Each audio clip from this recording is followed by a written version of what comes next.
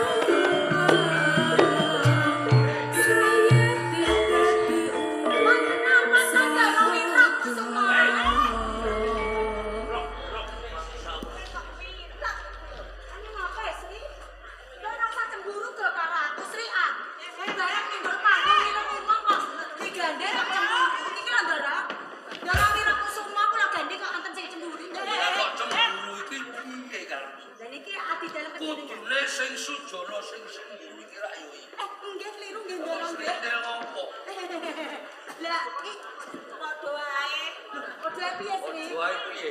Piye Sri? Adek mau piye? Mau piye sing kok karepe? Piye to Sri? Iki piye kok sing kok dadi sing tengah iki lho Sri? Sesek yo wis. Wes sing tenanan Sri ana apa ngono lho? Ora didelokno aku. Kowe iki yo padha wae. Pripun to Ndara Wira? Lumrahe kok wirak-wirok iki rumangsamu. Asmanipun sinten? Padha ketikus gedhe. Wira kesumo kok wirok. Lah niki kaya merono kecurute. Lah aku gedhe kok curut. Wirok lanang ya gedhe ngono wirok wedok.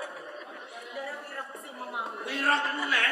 Wirok usungan. Lah gak ngono kok. Budek Ndara jenengan niku ah. Lanang kok budek. Apa Mbak Dek? Iya. Kok pinter Sri ya Ndara. Kurang sithik Ndara. Ya dumuk terus.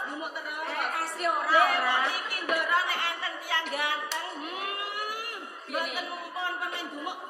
Dumuk terus. Karo dene lho Sri upama aku kok seneng ning ora iki seleraku kok Sri. Iya. Selera sing piye? Sing piye, Ndra? Model ngene iki irunge mbangen ning rada mbukeng sithik kaya aku. Iku mesti ya Sri. Mesti piye? Meneng-meneng gembol watu Sri. Lah aku ora gembol watu jar. Mboten. Babar pisan ora. Mboten gembol watu. Ora. Berarti gembol liyane Sri. Jajal tiliki Sri. Pengamen tilak. Nek candrane ireng badan lukungan iki piye, Ndra? Ngeten iki, empon mesti ndorong ngeten iki. Wedokan. Sing ngomong sapa? Kula ning dibantahi niku nang ndoro. Ndra kok Kang Mas diarani wedokan kok mendel mawon kok Jenengan pripun to ndoro nek ndoro kakung mboten wedokan anak teges mboten tresna kalian ndoro putri niku artine mboten normal. dadi Ya coba padak-padake dupeh irung bangi. Lek cara kucing celutak ngono. Alah mboten mboten ndoro. Eh. Alah ngono tok kok. Kok malah saya lundak. Aku yo ngerti sing buka mana neh kok. Apa sapa? JT. JT. Iku gak wani saiki. Wis ora patek di dhuwit wonge. Mulai keterangan. Mandara niki dipun sikecaken kula wonten pepungkuran. Wis ora. kurang ndra Ah, mboten kula mengke ndak kepengin ndara. Kon ya. Kang Mas Ros. Ya jeng pramu. Kula antu-antu sarawa pinsiningan tinjing menapa mungkin dipun dhaupan kula kali pinsiningan Kang Mas. Ora mung cukup sliramu. Mung semono uga pun kakang diaju. Besok kapan anggonku ana sambungan tresna lawan sliramu bintang diresmekake. Ning aja kuwatir. Kalamu engko ana wektu kang lodang mesti bakal dan aki-aki diresmekake diaju. Waduh, selak kula menika mboten sabar yo Kang Mas. Ki amung tansah ngimpi kemawon pincing menapa kelampan kula menika dhaup kalian pensiningan teman dados garwanipun selaminipun badhe lados dumateng pensiningan Kang. Mongko iki dinawa angga reksa rak lagi wae sowan ana ing Kertosana. Mbok menawa wae rembug babakan anggonku ana sambungan tresna lawan sliramu dian. Swanten Kanjeng Rama Kang Mas. Kurang lenggar.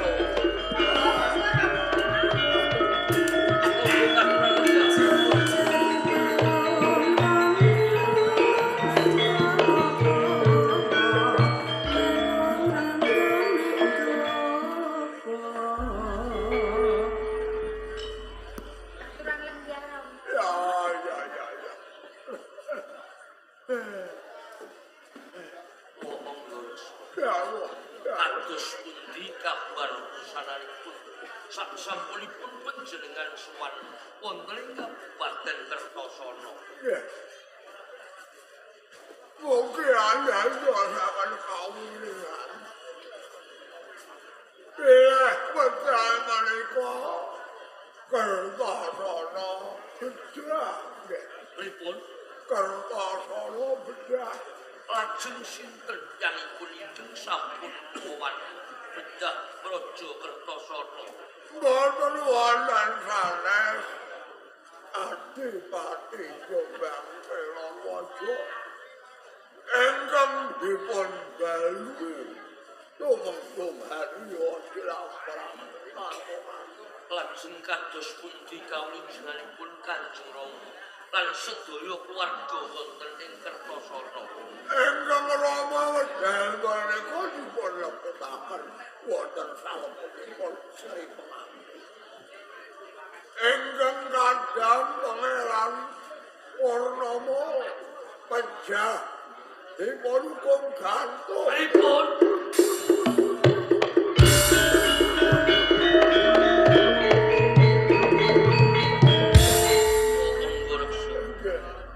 Menawi sedaya kula leres anggenipun panjenengan ngendika pramila.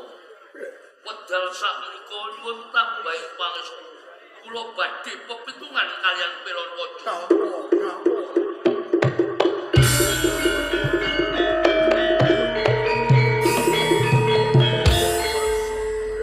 Kenging menapa panjenengan nyadhek anggenipun kula badhe pepitungan kaliyan Pilorwaja wonten. Pilorwaja boten menduk ning tansaya njero.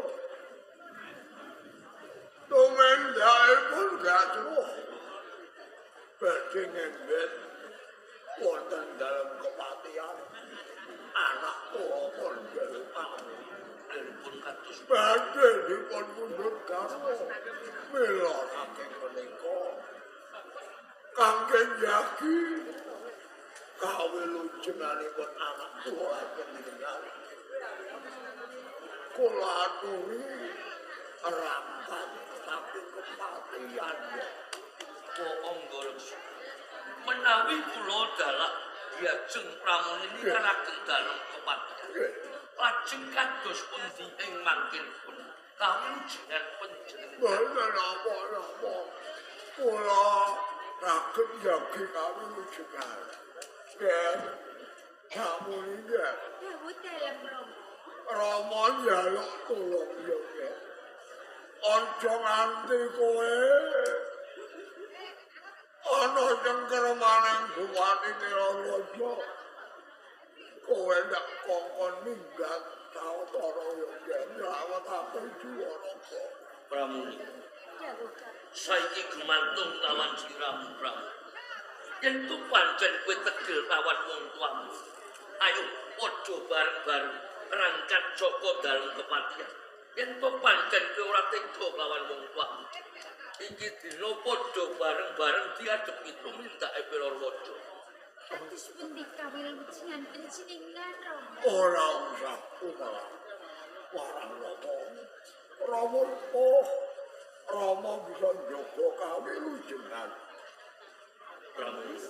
Timbang kula kapeksa lados kaliyan Pilorwaja kula mboten saged Yen Mas. pancen kaya ngono ayo ngono ati tinggal kepatihan.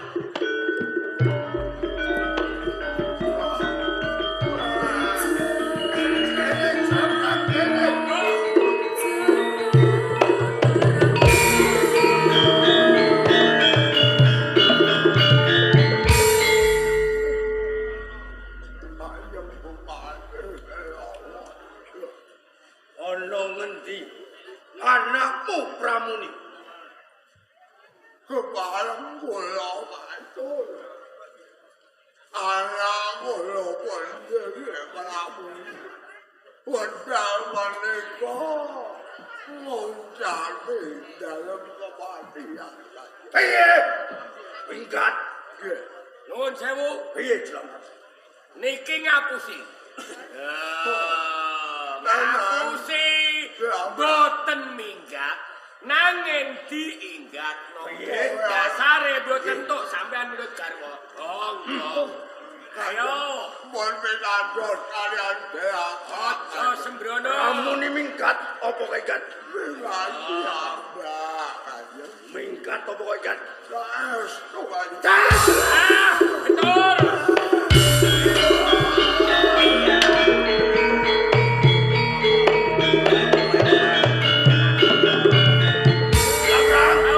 Mumpung durata.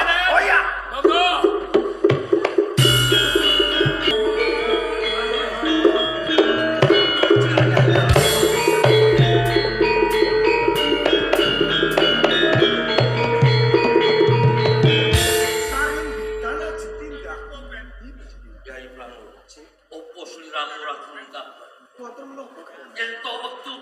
Kertosana Buku. Kertosana Buku, lajeng Kanjeng Rama dipapanake lo sajroning pakunjaran. Saya-saya sing dadi pinggeting atiku ya. Kadangmu Purnama Pati dihukum gantung. Yayi Purnama. Sinten kang tumindak kan Mas? Kabeh tumindake Pilorwaja dumbani lawan tumenggung Harya Jlamra. Papan Pilorwaja. Krajingan. Yai Pranala. Mongko ora ketangkepi wae kuwi lawan aku kal putra ana ing Kertosana. Sareh iki dina Kertosana Buku saka trikae paman Pilorwaja dalah Harya Jlamra. Ayo. Jabat saiki. Tak goleki ning Juripang, tak suwoi ora nemu. Mangsamu kodhok apa kowe? Jebule nang kene kowe mang. Kok sulo iki boreken kodhok apa piye kok? Iki kok Ngene wong tok ae. Ayo melu aku. Melu. Ayo ndang mulai. Lho, Iku lho kan. mulai sing ndi? Wis Iki ajane calon garwaku kok mangsane. mulak. Wajane udah calon garwaku. Kowe iki roh ora? Ajek ra roh Lah gene. iki cewekku. Mboten lho Kang Mas. Lah kok dadi niku lho. Mboten kok. Mboten ngaten. Lho ora ngono lho kowe kok ngaku-ngaku cewekku ketemu pirang perkara lho wong ngerti lagi sepisan iki kok. Wajane Lho, Rupa kaya wedhus ngono kok. wedhus ngembut. Kowe kok So ngaku-ngaku weh. omongane ngenyek wong.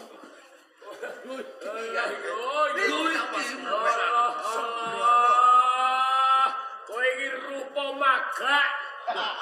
Apik ora, elek ora. Karwan kaya aku niki elek, jelas sing arani. Lah kowe arep diarani elek yo rada apik, arep diarani apik yo ijeh ketok rada elek. Bingungno sing nyaman. Lha iso ana apike. Apa nak sithik nggo? Ora apa-apa. lho. Mikir. Ayo bali, guys. Lho. Sajane gas. Beneran? Beneran gelem? Lengkel budaya. Iku lho Kang Mas. Dene kuwi jenenge Pramuni. Jaluk mawon. Jaluk mangsamu. Pun bareng iki Papan dene. patok ana Pramuni nganggo balungmu. Paman ana nganggo tut bayumu. Aja nganti walu ki mawon.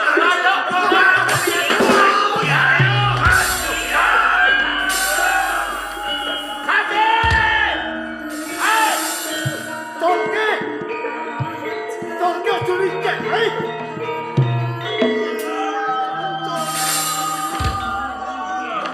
Tolke.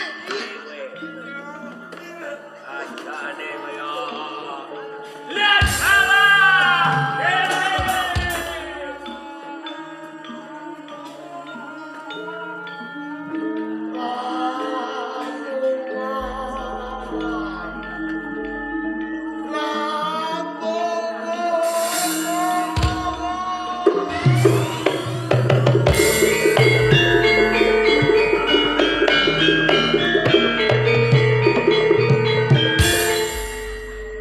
Kawujudan kang gegirisi mitulungi aku. Rikala aku kapikut. Rampung gone mitulungi, dheweke ninggalake aku tangane ngawe-awe. Kanthi swara lamongan.